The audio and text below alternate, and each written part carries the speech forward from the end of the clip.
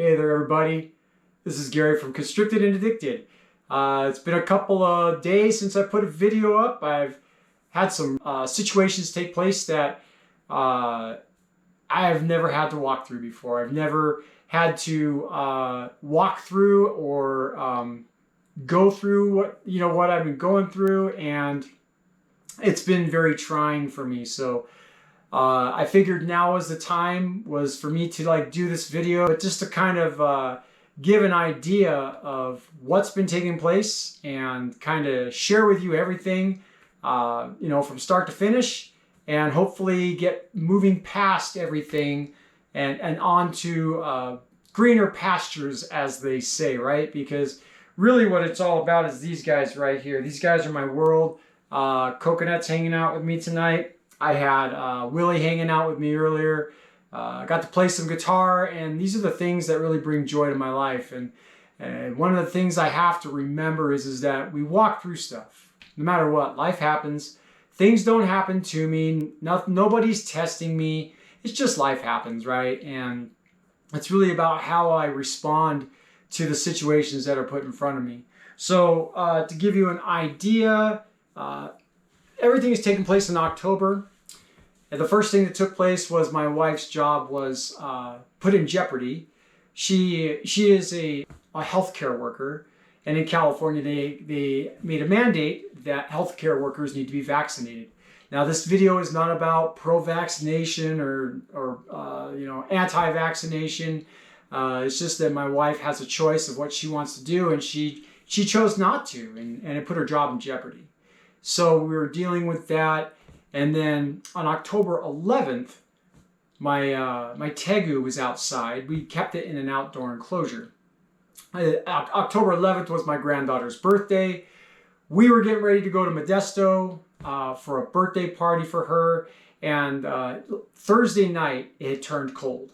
So I took a ceramic heater outside, I strapped it to the top, probably close to a foot or so off the ground, and just to give her some heat. She turned extremely aggressive. You couldn't pick her up. At least I couldn't pick her up. And when you open up the lid, she'd try to fly out. And if you own a tegu, you know they're fast. So I was afraid of all these things taking place. Afraid of getting bit. Afraid of her getting loose. So I have a friend of mine up here who is a tegu expert. And he was supposed to come up on Monday to help me get her out. Well, the fire happened on Sunday.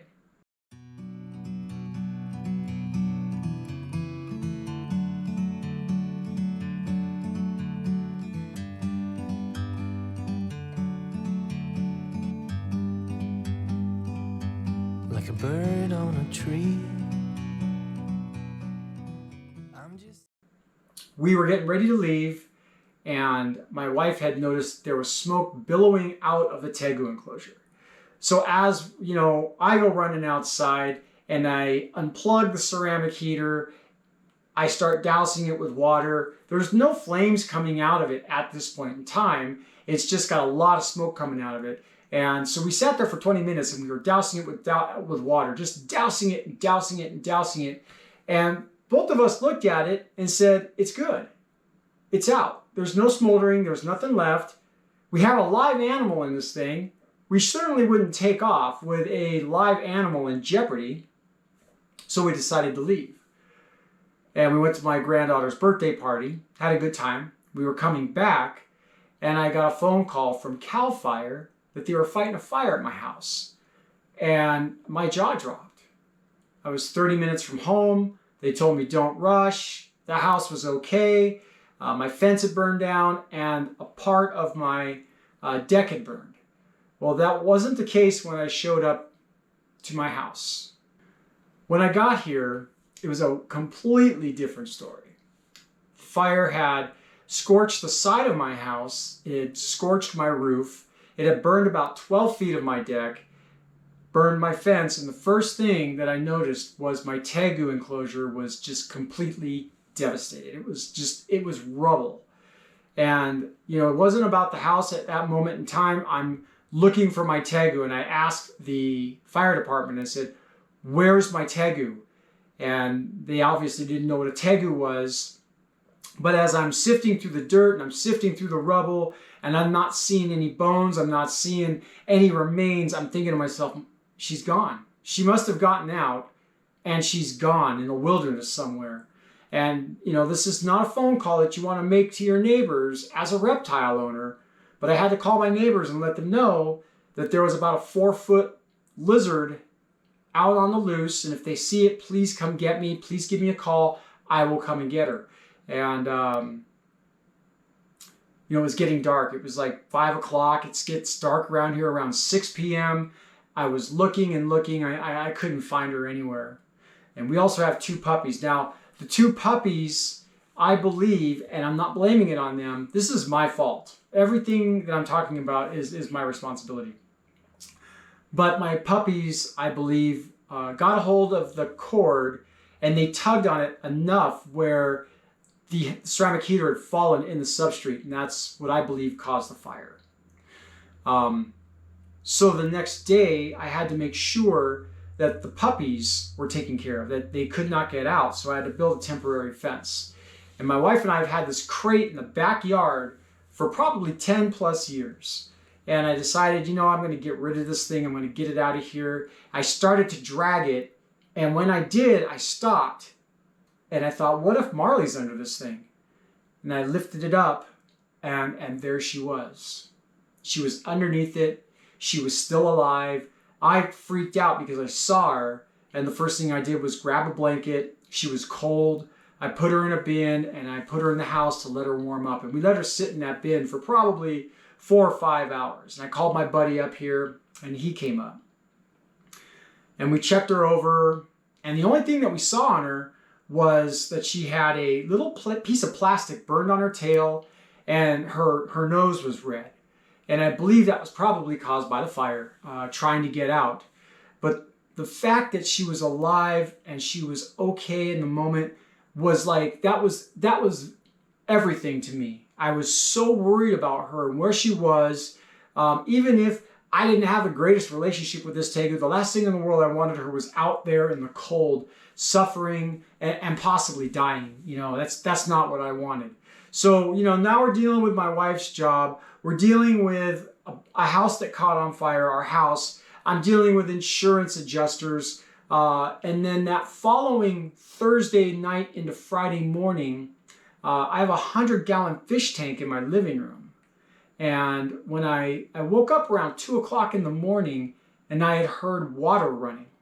And it was very strange. And I got up, I started checking things, and I walked out into the living room, and over 3/4 of my tank had leaked out onto the floor. So that was on Thursday. So beginning of October, my wife's job is in jeopardy. The 11th of October, my Tegu's enclosure and my house burned. And on I think it was the 16th or 15th of October, a 100-gallon fish tank had leaked over 3/4 of the water onto my hardwood floors in my living room. And, I didn't know. It's like, what do you do at this point? I'm at a loss. These things are happening. And then to top it off, I had purchased a snake off Morph Market from somebody, and they had texted me on Sunday night. So I purchased a reticulated python, a super dwarf, and it was supposed to be shipped to me on Wednesday or Tuesday for delivery on Wednesday. So I get a text on Sunday night, and this is on the 18th, that the snake had escaped. And do I want a refund?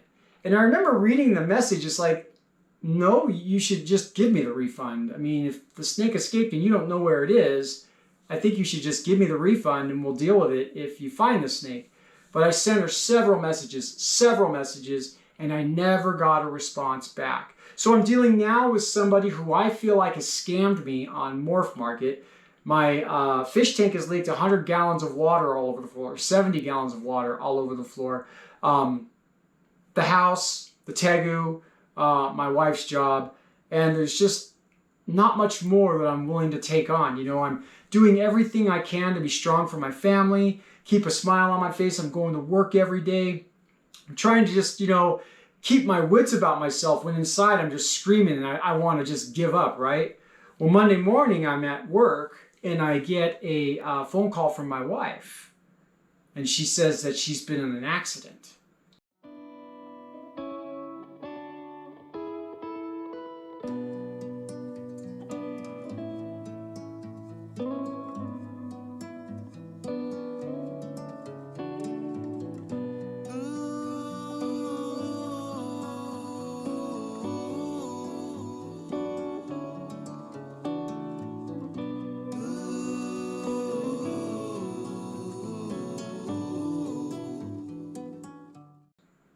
And I just couldn't believe it. I just couldn't believe it. I asked her if she was okay. That was my first question. Are you okay? And she said, yes, I'm okay. And then I rerouted myself from where I was, drove home. My wife was broadsided by a deer in a blind corner, and basically it startled her. She lost control of her car, and she went right through a PG&E pole. She totaled her car. She actually drove the car off the scene of the accident, walked away with a bloody nose and a bruised ankle, and was able to walk to the house to call me to say that she's been in an accident and she's okay. So I asked her to walk back down to the accident, and that I would meet her there. And by the time I showed up, the fire department and the California Highway Patrol were on scene. I'm a mess. I am just an absolute mess at this point. After what I saw the car and I saw what she did to the pole, she was lucky to have walked away with what she walked away with. And we have a couple of cars here. She could have taken the Kia, which I think if she had, it would have been a different result. But she'd taken the Subaru, and the Subaru took the impact of the crash much better than I think the Kia would have. So I firmly believe that the Kia saved her life, and that she didn't get hurt. She's okay. But now we're dealing with insurance for the house. We're dealing with insurance for the car. It's just been a whirlwind of events that have taken place that I've had to really stay strong for. And, I don't know what the next right thing to do. I've never had a house fire. It's Sunday night. Who the hell do you call on Sunday night when you've had a house fire? Or when your wife is in an accident on a Monday morning and you've got all this stuff going on, what is the first thing you do? You're looking at a totaled car. I didn't know any of these things to do. And I just ended up stopping and thinking, and what do you do? We call the insurance company. And I gotta tell you, my insurance company took care of me. Immediately they took care of me. So we've been dealing with all this, and just to let you know, my wife's job extended. She was supposed to be terminated on October 15th. Well, they extended her termination date, and not just hers, but many of the other employees at the hospital. They extended everybody's termination date, and then they gave them the chance to redo their reasons, and my wife's reason was accepted. So she's not losing her job.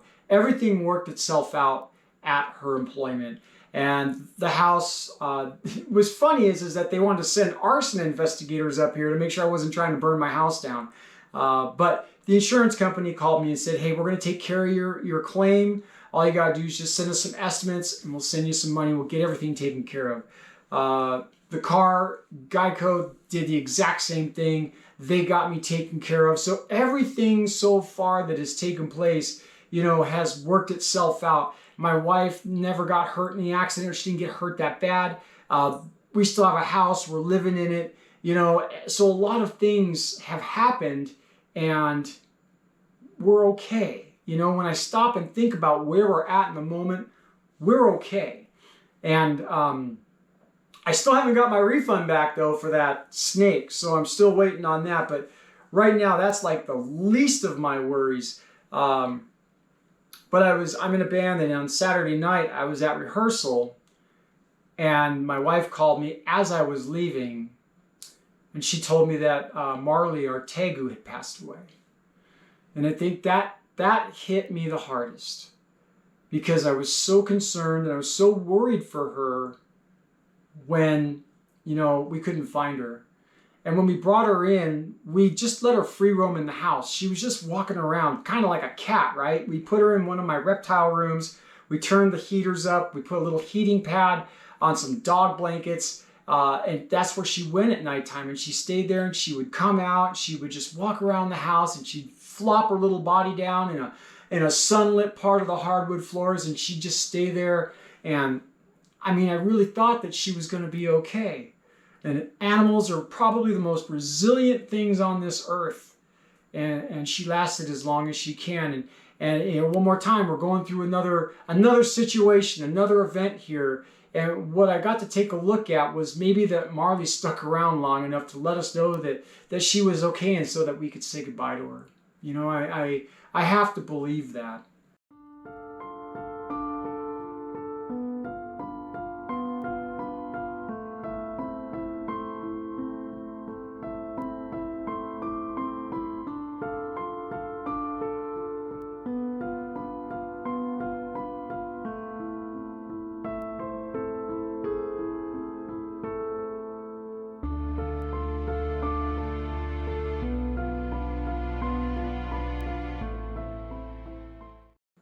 And it kind of circles back to that, you know, I don't believe that things are happening to me. I don't think I'm being tested. I just think that life on life's terms is happening, and it's just really how I deal with it. So, you know, it's kind of the inside joke. I can't wait for October to be over, but I don't think that's got anything to do with it. We've had a really good life for a long time here, and, you know, things have happened. I'm tired of things happening. I'm ready for my stuff to turn around right now, but it's starting to. It really is. And if I take a look at all the negative things that have taken place over the last, you know, 20 some odd days, in hindsight, everything has worked itself out, even in where I didn't know what the next right thing to do was. So, you know, so hopefully from here on out, everything's going to be good. We're going to do some more snake videos. I do have a surprise coming. It's not really a surprise, but I just bought or I put a down payment on a super dwarf reticulated python. It's a Phantom Platinum. It was not cheap. I'm just going to say this, that I have not purchased a guitar that was as expensive as this snake. So as soon as we get it here, I'll do the unboxing video. We'll let you see it. It's a female super dwarf lavender Phantom Platinum reticulated python. That's a lot. So anyways, guys, hey, thanks for, if you watched this whole video, thank you very much. And if anything else, if anybody's going through some stuff, it's temporary, right? Like, we get through it. Nothing lasts forever. The feelings, the pain, everything has an expiration date. And we get through it, and we get to the other side, and maybe we get to share it with somebody else so that we give them some hope that they don't have to go through it alone either. So, hey, guys, thanks a lot. Appreciate it. We'll see you on the next one.